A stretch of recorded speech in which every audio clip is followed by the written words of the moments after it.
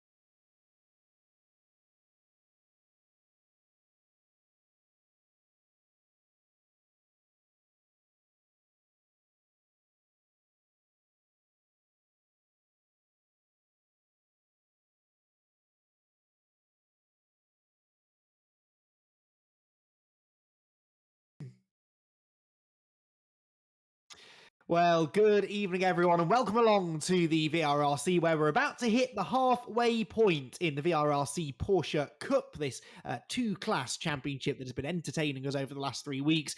This evening makes its first visit abroad, first of two visits abroad for this season, as we hit the halfway mark. The racing so far has been fantastic. The championship is finally poised, and I, Andy McEwen, am delighted to say that my partner in crime is back after his extended vacation to the land down under. I'm very, very happy to welcome Jack Oliphant back into the commentary box. Jack, welcome back. We've missed you. Thank you very much, Andy. Yes, I'm of course much happier here in my office in windy England than I am on the mountain of Bathurst and Mount Panorama. It's delightful, but I am excited, to be fair. Apparently, I'll be honest, I didn't get up early and watch the streams, but apparently, I know, it's a bit disappointing, isn't it? But apparently it's been really exciting. So the fact that we got two different classes all going on at the same time, loads of drivers have been invited into it as well, and it looks like a great championship with both the GT4 and the GT3 variants of the Porsches. There's loads of great tracks as well. I've come back, as you said, on the first of our overseas trips to Vallelunga this evening. I'm glad I missed last week, obviously, and all know my hatred of that track. But I am sad I missed Brands Hatch and Donington. But it looks like we're going to be embarking onto a fantastic second half of the championship next week with Oulton Park, both of our favourites, isn't it, Andy? Snetterton, I can't actually see that. Is that Oulton Park? No, it can't be. Oh, it's Ricard and Silverstone. So, an awesome calendar. Can't wait. Yeah, indeed. So, for those who perhaps are watching their first round of the championship, Jack be making notes. It's two races as usual, but 25 minutes the duration of the races, so a bit longer than we're used to here at the VRRC. These are the prizes up for grabs, and as always, the VRRC, we don't do things by halves. You've got some very, very expensive, very valuable sim kit available within the GT3 class. It is VRRC branded clothing that will go to the top 5 drivers within the GT4 category, plus the Power Max balloting kits, and of course the driver of the round, which goes to one driver within each of the two classes at the end of each night, and that is chosen by us, the broadcasting team, but we're quite happy to take suggestions from you lot watching at home. Now, a week ago, we were at favourite racetrack, Croft, up in North Yorkshire, and it was a good night in the end for Kyle Felvers. The championship leader claimed his second victory of the season to go along with one that he had in the reversed grid race back at the season opener at Brands Hatch, and a podium in race 1 meant that Kyle was the highest scorer of the evening, closely followed though by Elliot Dalton-Ayres. Elliot is still yet to win a race this season, but he's had 2 second place finishes, the second of those coming last week, and a 4th in race 2 made for a solid evening, whilst J1 Warren also had a bit of a return to form and was able to finally get his first victory in his debut season. Remember, qualified on pole for the season opener at Brands Hatch, but it took him until race 1 at Croft to get the first victory. That's the GT3 category. Within GT4, though, well, it was the continuation, really, of the dominance of Ben Smith. Ben Smith didn't do the first round at Brands Hatch. He joined us for round 2 at Donington, where he won both races at a canter. We then threw a load of weight at him, and he still managed to win both races last time out at Croft, beating Paul Laramie, who had a second and a third, his worst finish of the season so far, while Sam Milner was on the podium in race number 2 within the class and was therefore the third highest point scorer for the week in round number 3. So what does that mean for the championship? Well, it means that Kyle Felvis extends now his championship margin. There you can see 98 points for Kyle Felvis. Theo Mercouris is second. Mercouris was on the podium in one of the races, but also picked up a penalty. He's not racing tonight, sadly, because he's revising for an exam, we believe. So hopefully we'll have him back next week. Eric Axelson, meanwhile, had a nightmare pair of races, really had strong pace, but kept getting caught up in various incidents. So he sits third in the championship now, ahead of Elliot Dalton-Ayres and Jay Warren, with Nicky Taylor, Andy Dorman, Andy Carroll, Josh Martin, and Joel Lask completing the top 10 in the GT3 class. And GT4, while Ben Smith is officially now on top by 13 points, but the pressure on a little bit for Ben because he's already used up his dropped week, really, by missing those first 2 races of the season back at Brands Hatch. Paul Laramie, who won those first 2 races, hasn't been on the top step of the podium since, but still sits second in the points, ahead of Chris Blakey, Sam Milner, John Jones, Kenny Press, Mark Stokes, and Darren Butler. So there you are, Jack. I think you're more or less caught up on what's been going on. As you can tell, it's been a busy old season. Yeah, I was going to say, there's a lot to take in, isn't there? Hopefully, ladies and gentlemen at home, they can actually be taking that in and remember everything that's going on. But I'll do my best to catch up. We were, of course, off to Vallelunga just before the halfway mark of the season. And apparently, I've never been there myself, Andy, but it sounds like a very popular location. It's in the northern hills of Rome and is surrounded by vineyards and such, in my little excursion of research I've just done while you were talking about the championship. I'll be honest, I didn't know that off the top of my head, but a pretty awesome track by the looks of it. And I think we have been here a couple of times before. I just can't remember it off the top of my head. But yeah, I think it's a driver's favourite. We've heard no complaints about it anyway. And if you don't hear any complaints, that means people tend to be fairly happy with it, which is quite nice. If you want to have a bit of a quick trip around the circuit, well, we've lined up a nice hot lap for you. And Andy is going to talk you through it.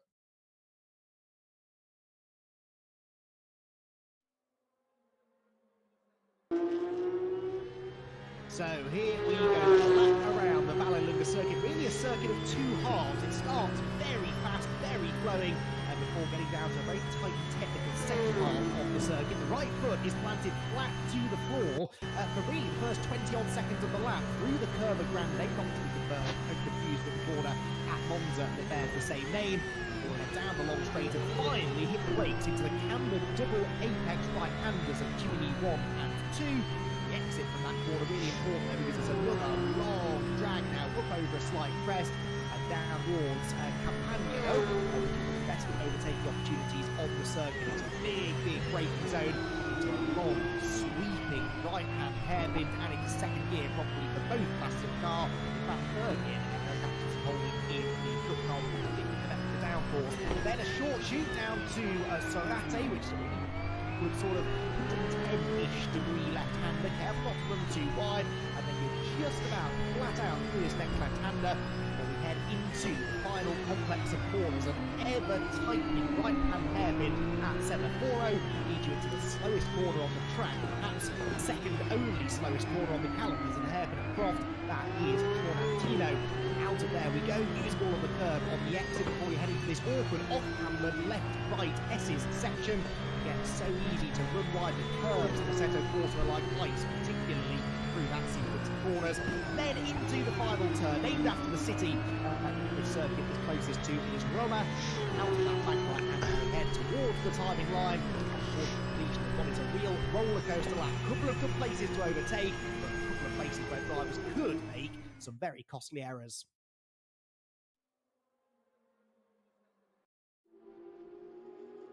So that is the Vallelunga circuit. It is a real thrill ride, certainly a challenging circuit. Jack, is this somewhere that I know you've not been there person, but is this a track that you've put any laps in on the sim? It's one of the staple tracks, really, on Assetto Corsa.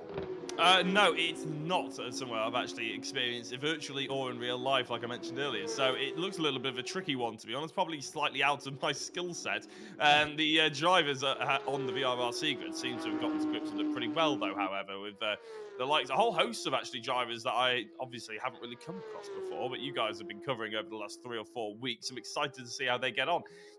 Jay Warren, sorry, is currently top times, and I've been told reliably that he is an extremely quick driver, so expect him to be fighting right up there. And at the moment, he's just ahead of Nicky Taylor, Kyle Felvers, Andy Dorman, sorry, in third place as well. So really mixing it. Looking forward to how they crack on. But yeah, it looks a bit tricky. 1 minute 34 lap though, so not the longest, not the shortest either. So it's I'm sure it'll be a bit of a test for both classes.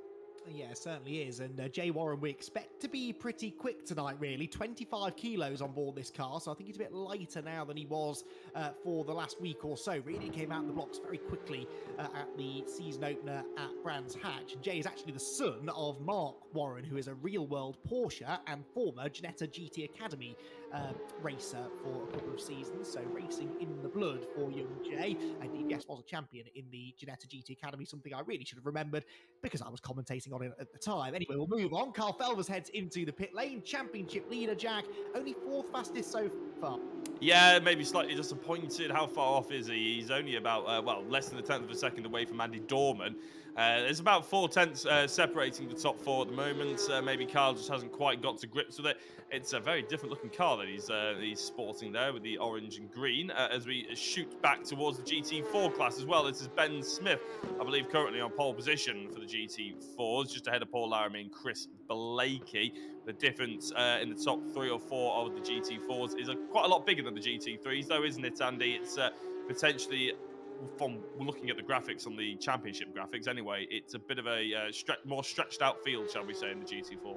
Yeah, really a bit of a 2-horse race already, isn't it, between Laramie and Smith. Laramie has not been as quick as Ben Smith over the 2 weeks in which Ben has been racing with us, but Ben is now 20 kilos heavier than Paul because, well, he's had a 100% winning rate. He's only raced in 4 races with us here at the VRRC, Ben Smith, and he's won all of them, so he's picked up the highest possible driver ranking level.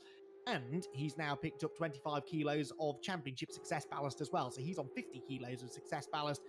Paul Laramie only the 30. And so that might just allow Paul to get a bit closer. And indeed, he is faster at the moment within this session. So Paul Laramie perhaps now about to start taking the fight back to Ben Smith, who cannot afford a bad pair of races because he's used that drop score already with obviously the non-start essentially at Brands Hatch. But we don't anticipate that Ben's going to miss any further rounds.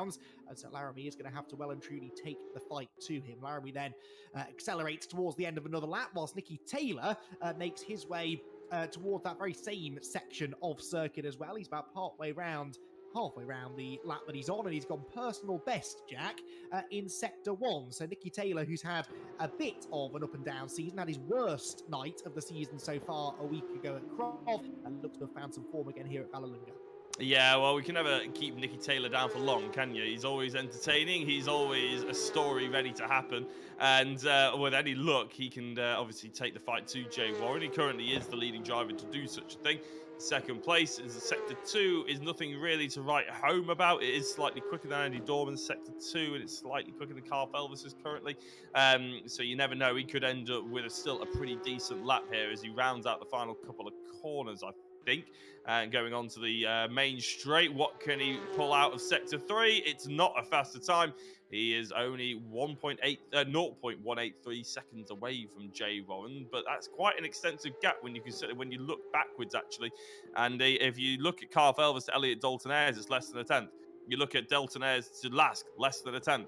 And Lask to Ethan Hill is just a tenth. So it's a very, very close field. Apart from that gap between first, second and third, the GT3 spread themselves out. Yeah, they are really, aren't they? I mean, so far this season, a nearly 0.2 of a second pole margin is unheard of. That would be a dominant pole position effort if it stays the same. But we've got time left in the session as Elliot Dalton Ayres hammers the curb there, making his way through the S's and up towards the Roma corner. I think he's decided to bail on that lap, takes that really wide line in to try and cut back to the late apex and carry some good speed to the end, to the beginning of the next lap. Craig Curtis, though, is, by the look of it, still pushing on, and as he makes his way now towards the end of the lap, he is about to try and improve upon 8th position. Let's see whether or not he's able to do that. Crosses the line and yes, jumps up into 7th place. So personal best lap time there for Craig Curtis. It is still Jay Warren fastest, still Nicky Taylor second, and Andy Dorman in 3rd position. Now, Andy Dorman has finished 5th so far this season, Jack, in 4 of the 6 races. So he already looks like he's perhaps on course to do a little bit better than that. Dorman chasing his first podium, but has been regularly amongst the front runners. So good to see Andy. We've seen him have the odd strong night in the past, haven't we? But hopefully tonight he's going to be able to continue what's been a very consistent run so far. He normally throws a decent race in here, there, and everywhere in every championship, doesn't he? Without being really as consistent at the top end as he would like to be. At the moment, though, he's in the pits, which is a bit of a shame for him because he's not going to he's definitely not going to improve on 3rd place. The likelihood is, though, he's got Kyle Felvers and Elliot Daltonez breathing down his neck, and Kyle Felvers has just gone green through sector 1. This is Jay Warren, the current pole position sitter, not improving on the previous lap as he goes through sector 1. We'll see if he gets any better this time round, but to be honest, he doesn't really need it. He's got a nice margin, even though Nicky Taylor, pretty much every single lap, Andy, has gone green in sector 1. He is improving slightly, but Jay Warren hasn't gone green sector 1, but it is still faster than Nicky Taylor's sector 1. So I don't think Jay is really under much threat here, whereas Kyle Felvers, 0.2 of a second through sector 1 off likes of Nicky Taylor and Jay Warren, but he's just put in a purple sector 3, not good enough to lift him above Andy Dorman. And no, it was an improvement in time, but not position. He's now going to try and put one more really quick lap. And in fact, he's probably just about got time for 2 laps here, but he is going to come up against one of the GT4 cars, which thankfully gets well out of the way as they head into the double apex right-handers at the end of the back straight. And so Kyle Felvers then pushing hard, trying to improve. Jay Warren, by the way, has just gone purple in sector 2 as well. So a couple of good sector times coming in. Here is Jay Warren then coming to the end of the lap. The second sector wasn't an improvement, but the first sector very much was. Is he about to move the goalposts then and set a new fastest lap of the session? Across the line he goes, and yes, he does. A 1:34.241. He's now got 0.3 of a second in hand over the rest of the field, Jack. He'll be very, very satisfied with that. Just over 1/10 he extended the margin. So really strong from Jay Warren. I'm not entirely sure how much weight has he got on board this evening. He's got 25 kilos when he's fighting the likes of Kyle Felvers, who's got 45 kilos on board. You can probably understand why Jay's a little bit quicker, but he's got the same weight as Nicky Taylor. So those two really on very equal footing. So it's a straight dogfight between them. So far, it's points to Warren with only 10 seconds left to go in the session. I don't think Taylor, although he has just started a lap, hasn't he? Well, he's just gone through sector 1 at a 2:26 sector 1, so he's not going to be improving. No, just left the pit lane, I think, hasn't he? So doesn't really have time to get round and complete the lap. Taylor, I think, is going to have to settle for second place here. It's this final sector, really, where that extra weight, the success ballast, will really hurt, accelerating out of these tight corners, then the tricky change of direction through the S's that follows this tight hairpin.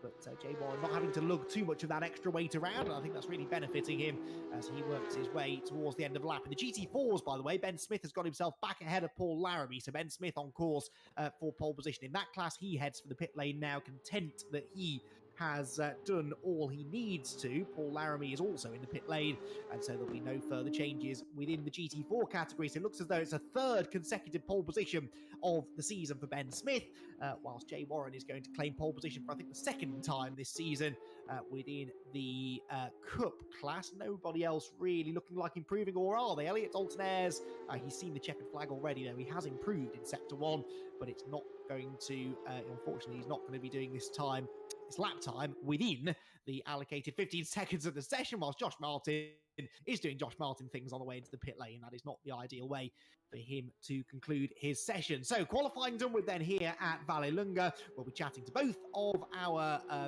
pole position drivers on the other side of this quick break.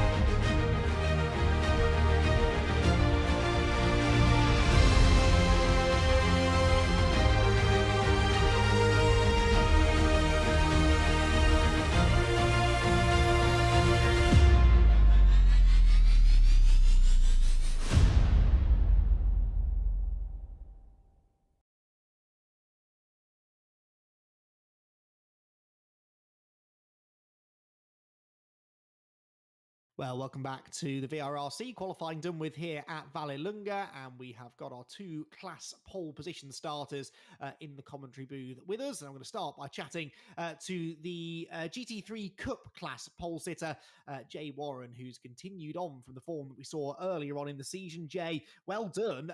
By this season's standards, that's a pretty dominant performance, actually. 0.3 of a second up the road. Was that about as fast as you could go, do you think? Yeah, definitely. It was I think practice has gone very well this better than usual. So I had fairly decent expectations going into the qualifying, and yeah, I'm just happy to do that lap when it matters. So yeah, really happy.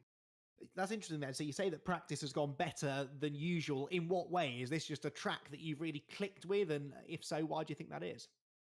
Yeah, I mean, I haven't done much around this track before this race, and maybe it was just sort of coming in with an open mind. I sort of didn't think, oh, this is how you have to do this corner, and it was just, yeah, it just went really well.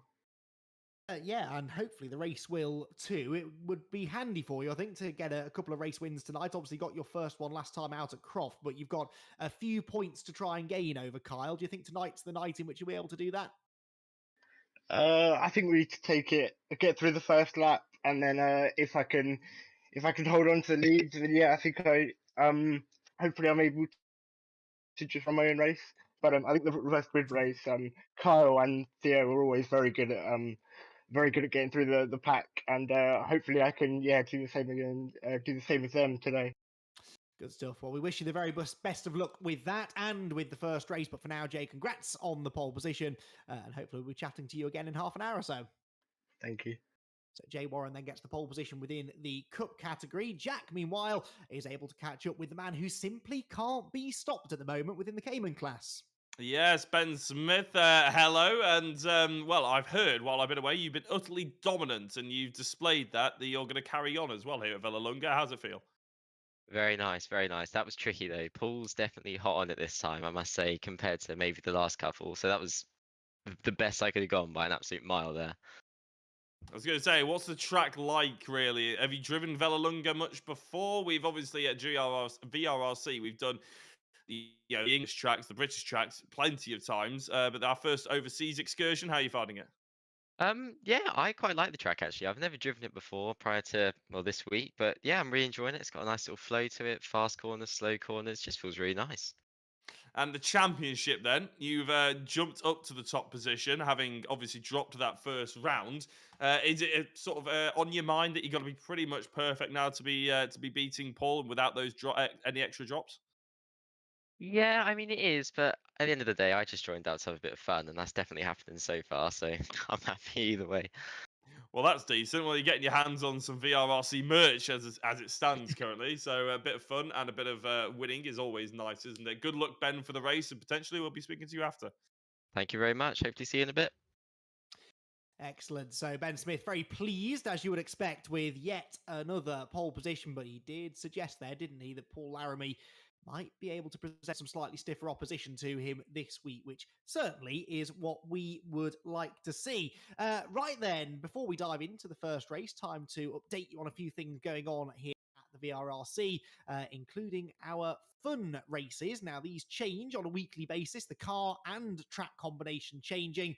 And, well, this week we are using a car that I have to say I'm not super familiar with. I'm vaguely aware that Formula Mazda was a thing. I don't know if it still is, but anyway, a car that looks very, very good fun to drive, reasonably powerful, very lightweight, decent amount of downforce without being too easy to drive.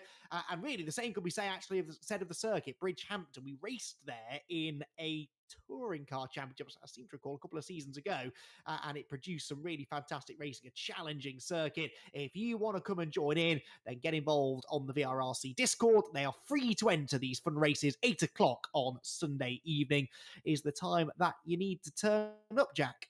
It is indeed, yeah. I believe the Formula Mazda, yeah, not a car I'm familiar with either, but apparently it is a lot of fun. I've heard people talk about it on iRacing before, but I haven't seen it on Assetto Corsa much. Anyway, that's the fun race taken care of. We've also got another free to enter style events, and you'll all be used to this by now. It's the time attacks around at a Skip Barber, which actually, if anybody is an iRacing aficionado, Skip Barber is a very popular class, isn't it? Along with the Mazda MX-5, it's around Barber Motorsports. So the time attack runs for 2 weeks from the 27th of November. Free to enter. You can just jump on the server at any time, set as many laps as you want over those 2 weeks, 1 or 2,000, depending on how dedicated you want to be. If you are a member of the VRRC, you can win cash prizes for the top 5 as well. So if you're not a member, you can just jump on and see how competitive you are and just have a bit of fun, but you won't be able to win the prizes. But it'd be a good way to get yourself into the Discord and into the sort of community that we're building here. So yeah, that is the time attack. Runs for 2 weeks from the 27th of November. Yes, so a bit of variety there for you. We're going down a single-seater route this time with our fun race and time attack, and we hope to have you on board. Right then, we're going to take another very quick break. Then we will have our first race of the evening. Can Jay Warren convert pole position into a second win in as many weeks? Well, you'll need to stick around for a couple more minutes to find out.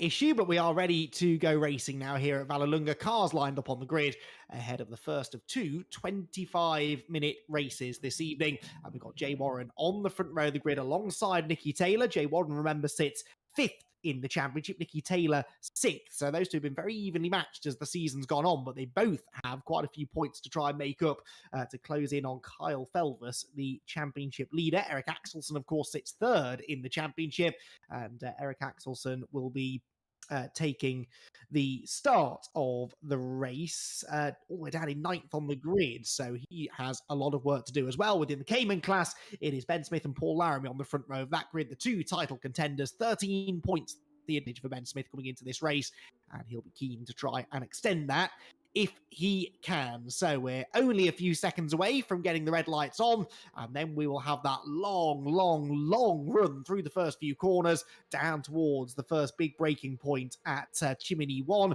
Who is going to get there first then? The red lights go out now, and we are away and racing then for the 4th week of racing in the Porsche Cup. Very good start made by Jay Warren for pole position. Nicky Taylor will try and duck into the slipstream, no doubt, on the run down towards that first real corner. Andy Dorman slotting into 3rd, and Kyle Felvis 4th. So it is grid order so far. But and off goes. Was that Craig? No, that was Josh Martin, I think. Josh Martin exiting stage right there. Arrived down at the end of the back straight though, and Andy Dorman's up the inside of Nicky Taylor for 2nd position. Gets a bit sideways. They're both running door to door, and that's really allowed Jay Warren to make, Jack, an early break. It has indeed. Yeah, Andy Dorman forcing Nicky Taylor out wide with a little bit of contact, but then let him back on the circuit and let him back into his position. Max Verstappen, are you watching? Dorman is also running very wide now, and he lets the championship leader, Kyle Felvis, nip up the inside of that late apex. And Dorman goes from hero, well, attempted hero, to potentially not the hero anymore. He's not quite zero, actually, has he? Because he's maintained that position with a slide up the inside through the hairpin. But Kyle Felvis and him are getting very, very interested in each other. It's not only allowing Jay Warren to break away, it's allowing Nicky Taylor to try and break away. And Elliot Daltonaires and Joel Lask, the two Phoenix Sim Racing teammates, to close in. This, meanwhile, is the fight for the lead in the Cayman class. We haven't really had a fight for the lead in the Cayman class in any of the races so far this season, but Paul Laramie is keen to get back to winning ways. He's sticking with Ben Smith in the early stages, and as they head towards the end of the opening lap, the two of them are only a Cayman's length or so apart, heading through the S's, and actually not really being dropped yet by the tail enders within the GT3 Cup class. Right, out of the final turn, they will go then, and Jay Warren is going to lead them across the timing line for the first time. Nicky Taylor second. This is the fight for third, and Andy Dorman, after looking really punchy in the opening couple of corners, Jack, now having to fight a rearguard action. He is indeed. He was going from really aggressive. I think maybe that's because he knew the best opportunity to go forward was in that first lap. But the problem is it slowed him right up, and it's created a bit of a train behind him, hasn't it? And maybe Kyle Felvers just didn't quite get the lap together. Maybe they're all expecting him to have a little bit better race pace than he showed in qualifying. In fifth place and sixth place, so Elliot Daltonaires and Joel Lask are very interested in each other as well. And by the looks of the liveries, Andy, I'm guessing they're they're teammates this season again. Yeah, both running with Phoenix this season. So, yeah, Joel Lask is actually having a slightly stronger run so far tonight than we've been used to seeing from him. He's had a best finish all season of 6th. That was in the first race at Donington Park, but he's running in 6th place again now. And as you said, looks to have the pace of the cars immediately ahead of him.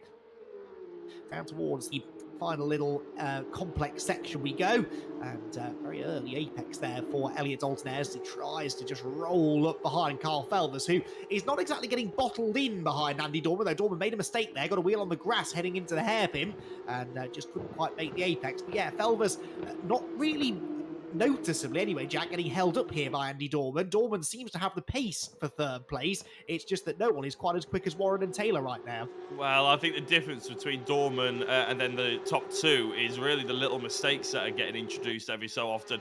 I think Carl Felvers, potentially the reason why he doesn't look like he's being held up as much is because he's got that extra weight on board. It's just a theory I'm running with anyway. Actually, how heavy is Andy Dorman? Just about to look at it. He's in 5 kilos, so he is the lightest by far of anybody in this top 5 positions. So yeah, maybe he's sort of getting away with it slightly, but every so often he misses an apex, he runs wide, he goes a little bit too far on the grass, he's just offline in some way, so he is making little mistakes. That's why Taylor and Warren are pulling away, and well, Kyle Felvers, I think, is just hampered with the weight he's got on board. If he can pull out 2 top 5 positions out of these 2 races, I think he'd be very happy with tonight.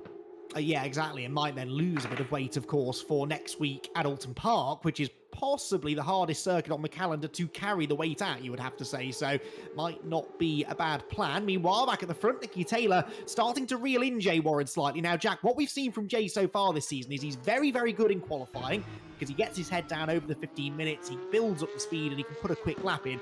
Sometimes struggles in the early stages of the races. We've seen some mistakes on cold tyres in the past. Now, in this race, he was gifted, really, the first couple of laps to sort himself out and sort of get himself into the rhythm, and yet still, Nicky Taylor is now 2 or 3 laps in, able to close in. So this tells me that Jay Warren is going to have strong pace tonight, but perhaps not quite as quick as Nicky, who just looks like the fastest car on track. I was going to say, if he's a rhythm driver, he has been handed a gift, hasn't he, somewhat? Like you mentioned earlier about these sort of early laps having very little pressure on him. But the thing is, it's the old cliche, isn't it, Andy? It's easier to catch than be caught. And Nicky Taylor's got a target on the back of Jay Warren's back, and he's gunning him down. And Jay Warren's going to have an awful lot more to think about now he's in the race lead and it's not qualifying, where he can just choose whatever part of the circuit he wants to go out and get clear air and just get his head down. He's now got a lot more to think about. So we'll see if he can handle the pressure and see if Nicky Taylor can apply it. Well, we all know Nicky Taylor is keen on applying pressure and sometimes overly keen. I wonder if Jay Warren has experienced the Nicky Taylor onslaught just in this championship so far. It's going to be interesting to see how he plays it out. They did have a couple of good battles last week, I seem to recall, at Croft. Whether it ended in contact, I actually can't remember, so we'll just say it didn't and hope that tonight's battle continues in the same vein. But yeah, good battle going on further back as well there, we saw, between Joel Lask and Eric Axelson. Axelson keen to try and move through, whilst Jay Warren has just put in actually the fastest first sector of anybody, with Nicky Taylor missing the apex behind him. Maybe a sign that Nicky's pace is not coming to him all that easily. Jay Warren is going very, very quickly indeed, and Nicky Taylor having to push on to keep up with him. Still, it is Andy Dorman in third, Carl Felvers fourth, and Elliot Dalton is completing the top five, whilst in the Cayman class, Ben Smith still ahead of Paul Laramie by, I think, only a few tenths of a second. Yeah, so Paul Laramie staying with Ben Smith, so this is definitely progress for the early championship leader, but staying with somebody, Jack, is a very different matter to finding a way past them. Yeah, interesting to see their different approaches in the hairpin there as well, with Ben Smith carrying a little bit more speed but missing the apex, whereas Paul Laramie tucking in to try and get that apex. Traditionally, you want a bit slower minimum speed there, but unfortunately, Laramie had was trying to carry the same amount as Smith, which meant he ran a little bit too wide and ruined the nice run he might have got on the exit of the corner. It's all about the little minute details when it comes down to try and catching up with these two drivers by the looks of it. Ben Smith was wary of Paul Laramie when we were chatting to him in the interview, and we will see if that wariness is justified as we're looking a little bit further back. Is this Chris Blakey versus Sam Milner? It is third place within the Cayman class up for grabs here. These two have been perennial podium finishers, really, within the class. Chris Blakey has had 4 podium finishes. Sam Milner has had 3, but Sam Milner closing in actually slightly here on his sparring partner. Meanwhile, this is Carl Felvers under attack from Elliot Dalton. So Felvers has dropped away from Andy Dorman, and now his 4th place is in jeopardy. Dalton is up alongside him. He's on the outside line now, though, heading in to handed hand. Can he get the switch back and nip up the inside of the S's? The answer is no. But Felvers, I don't know whether he made a mistake that led to that, Jack, but he's certainly dropped away from Dorman. And Dalton Ayres, who was on form a week ago as well, remember, picking up that 2nd and a 4th place finish, is all over the back of the championship leader now. Yeah, and Andy Dorman's shoulders will have just dropped in relief, won't he? Because he's just probably a little bit more relaxed, knowing the rear view mirrors have got a slightly smaller purple portion in their sights than they did a couple of laps ago. Elliot Dalton did look like he had that position made, but it's cool, calm and collected Kyle Felvers managed to get the nice run and get the switch back, knowing which corners were coming up soon and knowing how to use them to his advantage. I was going to say, it's interesting, actually, with Kyle leading the championship. I don't think he's won a championship in a long time. Has he won a championship at all, Andy? That's a question I'm going to pose to you. I don't think he has. And is the pressure going to get to him as Elliot Dalton now looks to go the long way around and successfully does so? My question is, with the championship pressure on, does Kyle Felvers do what I said before and keep that top 5 goal in mind? Or does he try and go all out? Because at the moment, he's still not on for a bad set of results, is he? In amongst the Joel Lask and Elliot Dalton pairing.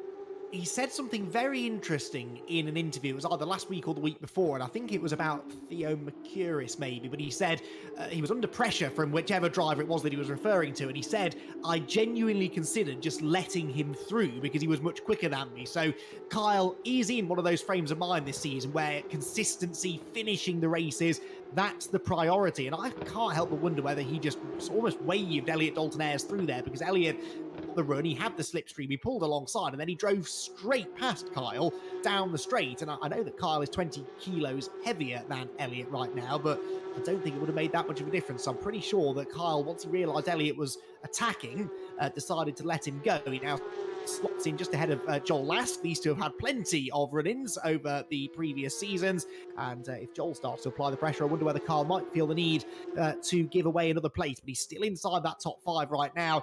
And yeah, definitely, Jack, thinking big picture this season is Kyle. Yeah, it's a tough balance, isn't it, though, between knowing when to give up and throwing points away. And I think he did try and fight Elliot for that lap before, but then saw how much it actually hurt the both of them compared to Dorman.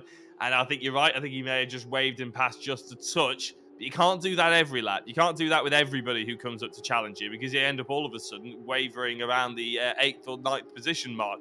So he still needs to stay in that top 5. And I think with 15 minutes to go, that's a long time to start thinking conservatively in race 1. It's a lot easier to pick up points in race 1 than it is race 2. Yeah, good point. Of course, the further down the the order that he finishes in this race, the better his grid position is for race 2. But right now, he's just going to end up mid-grid, although there's a mistake there from Dalton Ayres.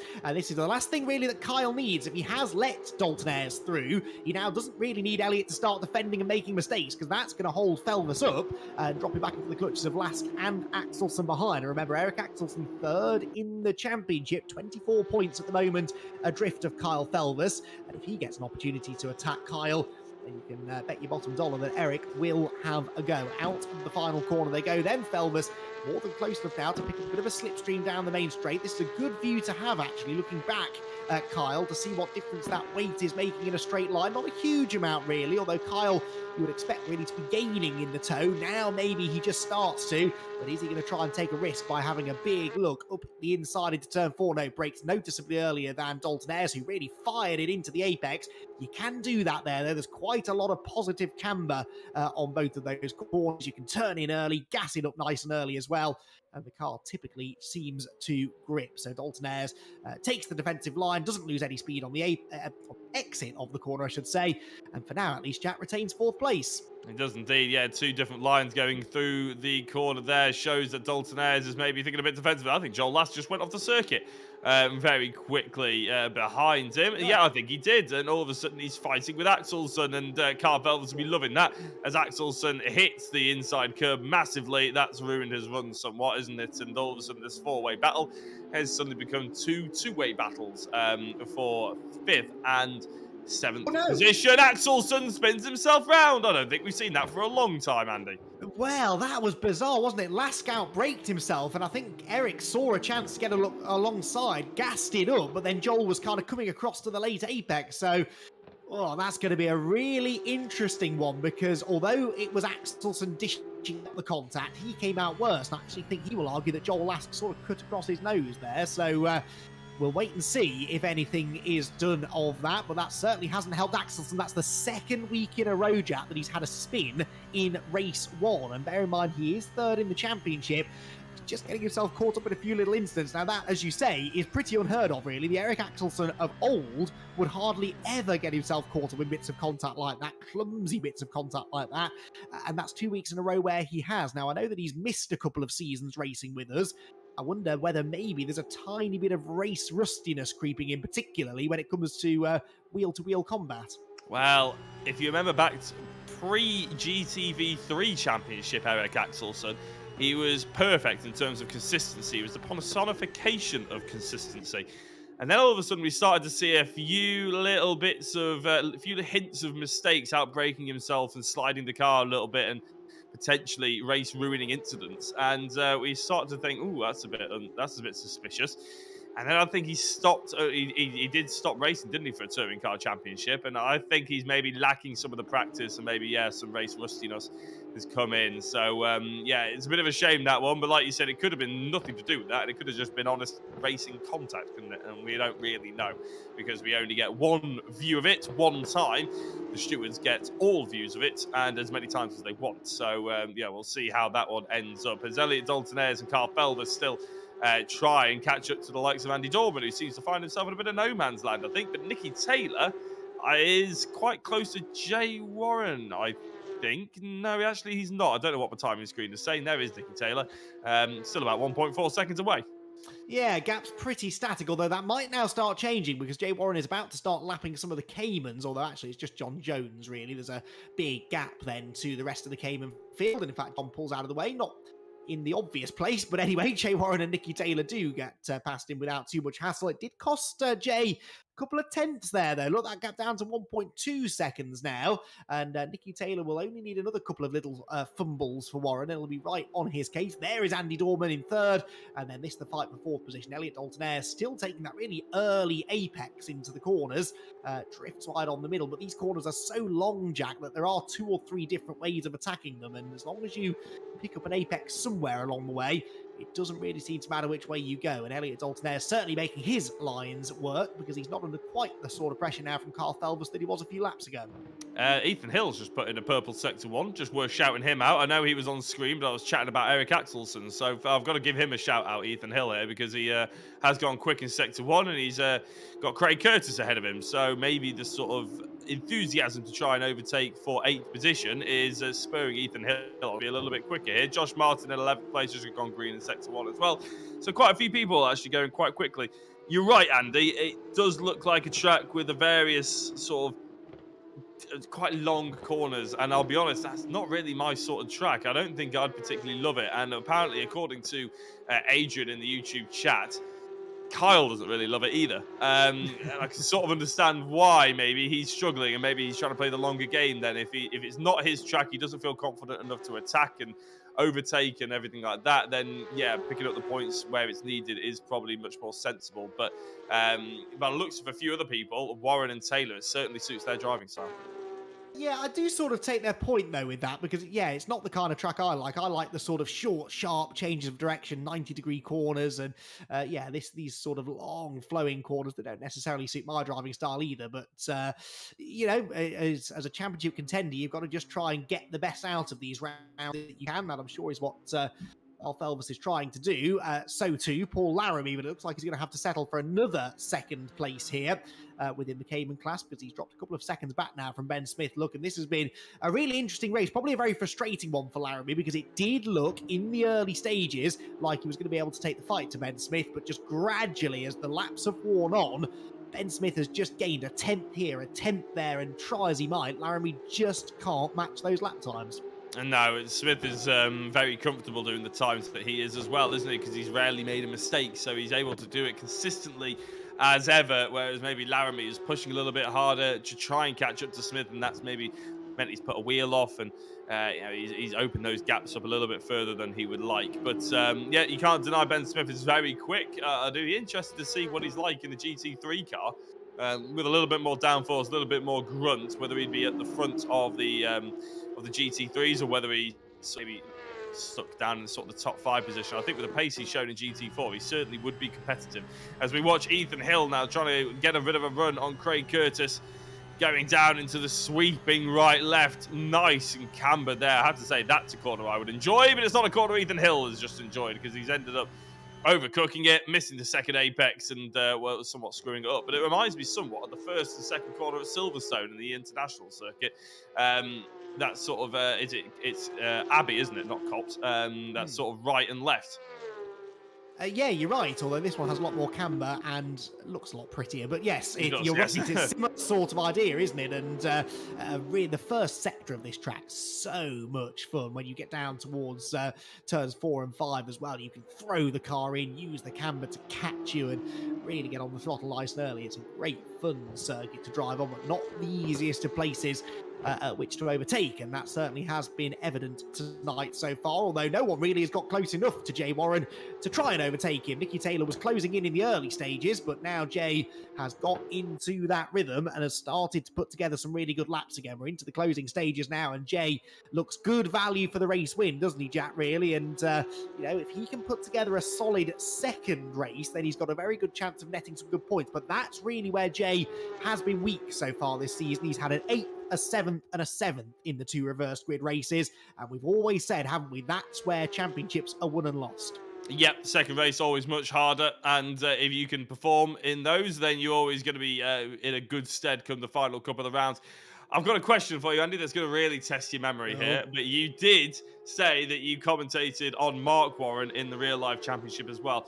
The only reason I bring this up is because Jay Warren's car has a bit of a whiff of Elite Motorsport about it. I don't know if you can really tell about who did Mark Warren race with? And my only wonder is whether that looks like an Elite Motorsport livery.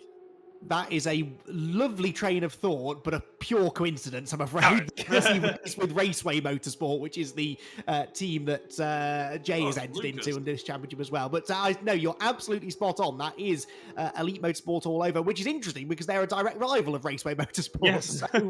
So, yeah, well spotted. But no, Raceway, I believe, a team that they've had a fairly long-standing connection with now. Yeah, I was going to say Raceway. I think they were set up by Luca, who used to mechanic for the Wanton Race back when I was in G40s. Yeah, great little setup there actually. And they're actually, it's no longer a little setup, is it? In the real world, they're actually trying to fight on multiple fronts in multiple championships, aren't they? So it's good to see them succeeding. And yeah, a bit of a shame that the Elite Motorsport and that livery didn't really click. I thought I was being very clever there, but unfortunately, as per usual, I'm not being very clever. Craig Curtis is fending off Ethan Hill, though, far better than I am making connections.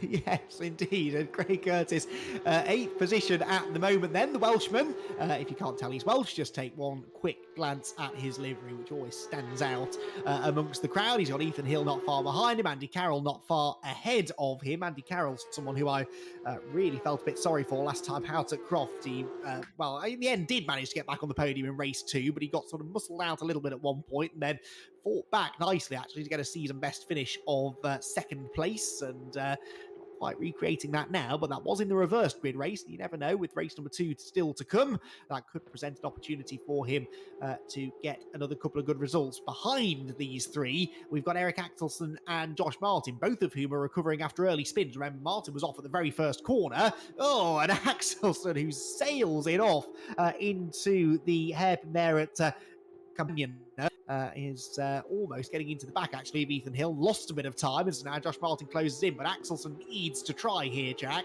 and gain a few more places if he can. Well, either that or does he go for the reverse grid? But he's sort of languishing in the middle, actually, isn't he? Because the GT4s get to the put to the front of the overall grid. So Axelson will only find himself in about 8th or 9th place, which really isn't ideal for a reverse grid either. He's, as you said, languishing somewhat. He does need to get up a position or 2, and that's not the way to do it. Himself and Josh Martin pushing far too hard through the hairpin and ruining their run on Ethan Hill. So the teammates start falling over each other. The Retry Racing team somewhat struggling a little bit. And Ethan Hill, Eric Axelson firing so much speed into the entry of the corner, ruining his exit. Indeed, so I think Eric would probably wish that there was a retry button that he could press and start this race all over again. It's not really worked in his favour, although Josh almost bump drafting him now through the first few corners. That is a risky move, even by my standards. Is he now going to try and pull out of the slipstream and have a go into the braking zone at turn 4? The answer is no. And Eric Axelson retains the position. We'll have one more lap to go after this, and that's Dalton Ayres. That is Elliot Dalton Ayres off the road from inside the top 5. What has happened to the Phoenix sim racing driver? He's, I think, maybe pulled off to the side of the road, Jack. Now he gets going again, but that had all the hallmarks, and still does have all the hallmarks, of a hardware issue. Yeah, I don't know even where he is. He's just gone straight on somewhere, hasn't he? Has his steering failed or something like that? He seemed to be able to accelerate and brake, but he just didn't seem to be able to turn the car. So that is a big shame for him, but a massive let-off for Kyle Felvers, isn't it? Because he gains a position, as does everybody else. That's another couple of points back in his back pocket for the championship leader, even if he's not going to catch Andy Dorman. Is that a bit of it going to give Jalask a bit of an impetus to try and push forward? I don't think he's really close enough, as this is still the closest fight that we've got on circuit. There is Elliot Dalton Ayres, and spawning back to the pits, which is an instant disqualification, but of course he looked like he was pretty much out of it anyway. Yeah, exactly. And I suppose if he's back in the pits, he can hit the pause menu, he can switch all of his kit off and try and reset everything again, but that is not ideal. Now, this is Joel Lask. He's not that far behind Carl Felvers, actually. Carl, I think they have just got delayed by a bit of the GT4 traffic. That is Sam Milner, incidentally back ahead of Chris Blakey now. So Sam Milner up into 3rd place within the Cayman GT4 class, although Blakey charges up the inside from a country mile back and manages to get the position back again. So some really good racing here for 3rd place in class. That is Eric Axelson just fending off Josh Martin. All coming to life now as we begin what I think is the final lap of the race, and within both the GT4 and in the Cup class, a couple of last scores to be settled.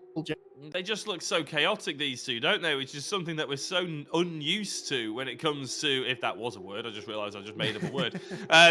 We're not used to it. It's probably what I should have said when it comes to Axelson. Josh Martin likes to put on a show.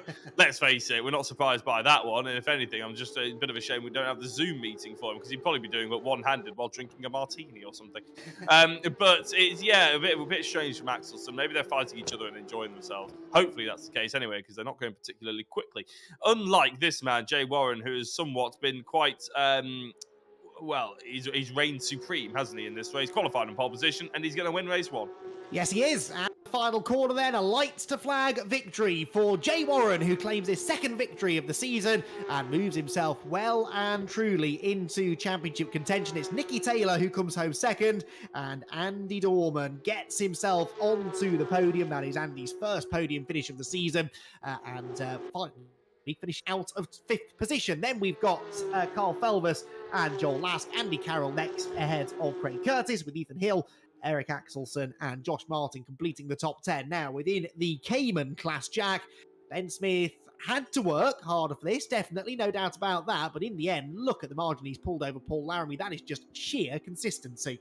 It is indeed, yeah. He's not put a foot wrong. We haven't seen that much of him, don't get me wrong. So we can't really say that with a hand on heart, as in if we were in court. But he has been, frankly, brilliant. Paul Laramie to drop off that much must be good consistency from Ben Smith, and maybe a couple of mistakes in there from Paul Laramie as well. If we're looking at their best laps, then Paul Laramie is not that far off Ben Smith, to be fair. They're both in the 39s, the only drivers to be within the 39s in the GC4 category, and in fact they're low 39s as well. So those two certainly are class of the field, but as he rounds out the final corner, it's going to be Ben Smith to take home yet another top step of the podium.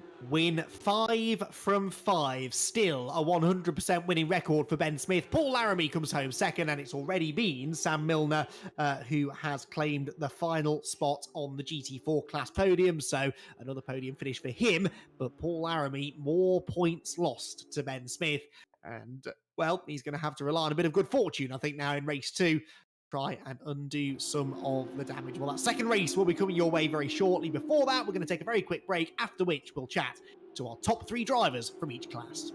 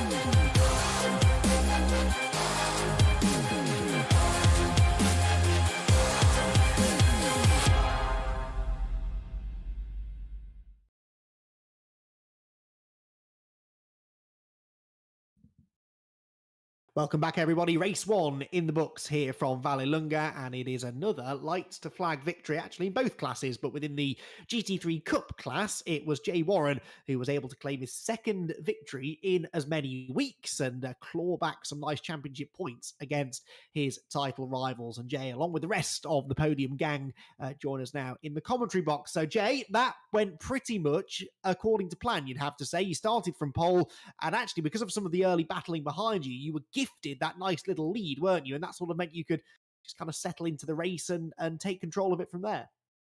Yeah, exactly. I think I got quite a bit lucky at the start because there was, yeah, as you said, a little something went on behind, and it just gave me a small buffer.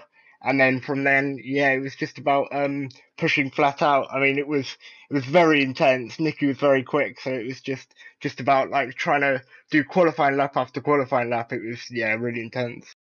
And that's worth pointing out, I think, sometimes, because from the outside, it looked like you were just controlling it, managing the gap. You weren't really under too much pressure. But a second and a half is not a big gap at all, is it? And it's such an easy place to miss a braking point or miss an apex or spin the ring on corner exit. You couldn't afford to make a mistake, but so easy to make one. Yeah, definitely. No, I was not managing at all. I was pushing really hard, and yeah, it was good. Yeah, thank you. Well, Jay, congrats on the race victory. Best of luck for race number 2. Next up, though, Jack Oliphant catching up with our second place finisher, Nicky Taylor. Yeah, so Nicky, congrats on race number. On second place in race 1, I should say. Actually, if I could get my words.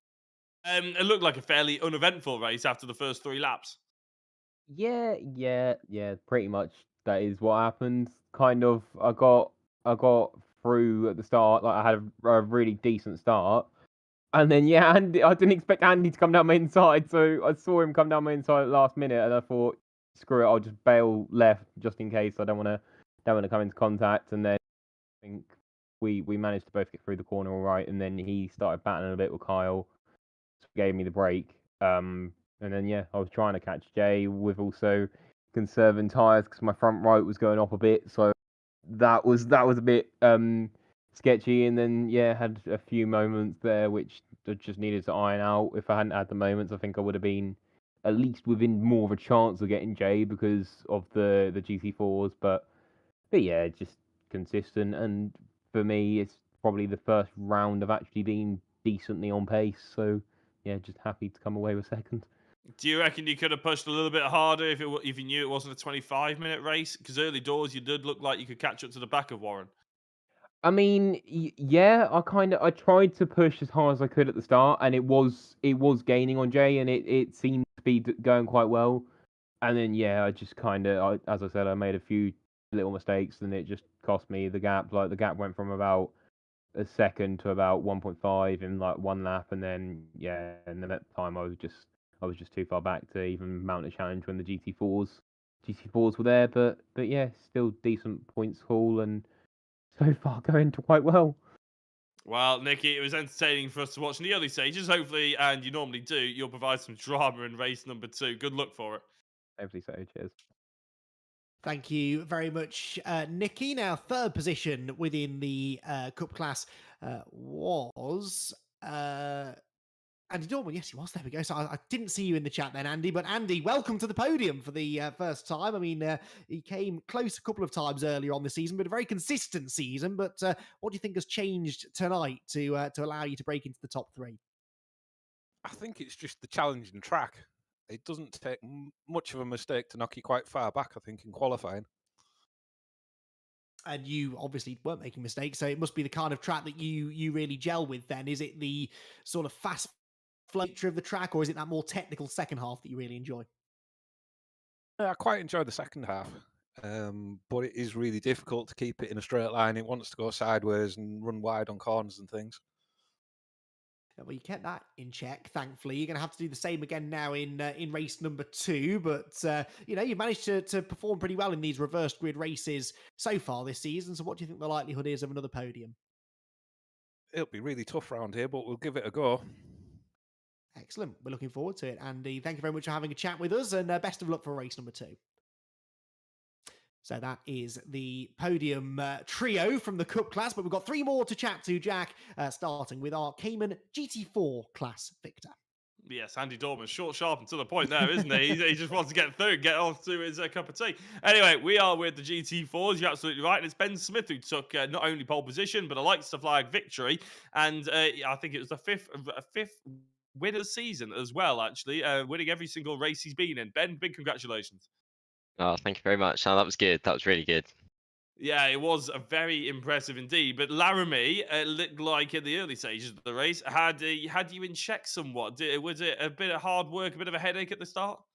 Yeah, he was really pushing me along at the start, and I think he made a little mistake and dropped a couple of wheels in the gravel. And at that point, I was able to pull like a second and a half, and then it just mounted a bit from there, really.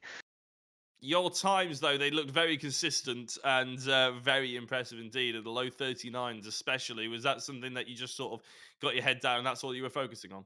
Yeah, I just wanted to try and pull a gap and then hopefully try and manage it from there, which thankfully I was able to do. Well, a reverse grid means you'll be starting somewhere in the mid-pack, actually, over the overall grid. Is it hard with the GT3s flying past you? Yeah, it is, and I think it could be even worse this time with such a long run down to the start, but oh God, I don't know. We'll see how it goes. Well, good luck. You're about to get going in the grid, so we'll let you off. And good luck, Ben. Thank you very much. Thanks very much, Ben. Second place in the class, Paul Laramie. Well, Paul, we just heard Ben explain a little bit of what happened to you. There was a small mistake, was there, somewhere? Keeping up with him for the first part, and then the sort of second last corner just dropped a couple of wheels on the gravel, and that was it. Lost a second or so, and his consistency made it couldn't catch up. I felt like I was gaining a bit in the lap, but then lost a bit in the second half of the lap, and but yeah, enjoyed it, but it just couldn't quite have enough pace to catch him. Well, Paul, we're going to have to leave it there because I know race 2 is coming very shortly, but well done on the podium. Best of luck for race number 2. Thanks, Andy.